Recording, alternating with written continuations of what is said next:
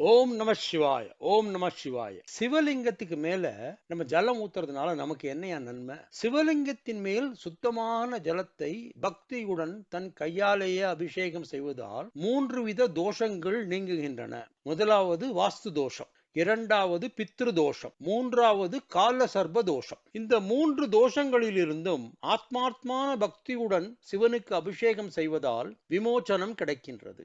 ஆண் பெண் என்ற பேதம் இல்லை. தென்னக கோயில்களில், அதாவது சவுத் இந்தியால, பக்தர்களால அபிஷேகம் பண்ண முடியாது. வீட்டில இருந்தே பண்ணலாம். இல்ல திறந்த வெளியில எங்கேயாவது சிவலிங்கம் இருந்ததுன்னா அந்த சிவனுக்கு அபிஷேகம் பண்ணலாம். ஆனா வட இந்தியா கோயில்கள்ல எல்லா பக்தர்களாலையும் இந்த அபிஷேகம் பண்ண முடியும். எதுவுமே ஆத்மார்த்தமான பக்தியுடன் சிவலிங்கத்திற்கு அபிஷேகம் செய்து முக்தி பெறுவோம். சரி, சிவலிங்கமே பக்கத்தால உங்கேயும் இல்ல, பண்ண முடியல, வீட்டுல செடி கொடிகள் இருக்கும் இல்லையா, அதை கிழக்க பார்த்து நின்னுண்டு அந்த செடிகளுக்கு சிவனை நினைச்சுட்டு ஒரு டம்ளர் தண்ணி விடுவோம், சுத்தமான ஜலம் விடுவோம். ஆத்மார்த்தமான பக்தியோட அந்த ஜலத்தை விட்டா நமக்கு இந்த 3 தோஷமும் நிவர்த்தி ஆகி வாழ்க்கை சந்தோஷமா இருக்கும். வாழ்க வளமுடன், வலிமையுடன். திருச்சிற்றம்பலம். ஓம் நம சிவாய ஓம் நம சிவாய ஓம் நம சிவாய. உங்களுக்கு இந்த வீடியோ பிடிச்சிருந்தா கமெண்ட் பண்ணுங்க, லைக் பண்ணுங்க, உங்க ஃப்ரெண்ட்ஸுக்கு எல்லாம் ஷேர் பண்ணுங்க, அவங்களையும் சப்ஸ்கிரைப் பண்ண சொல்லுங்க.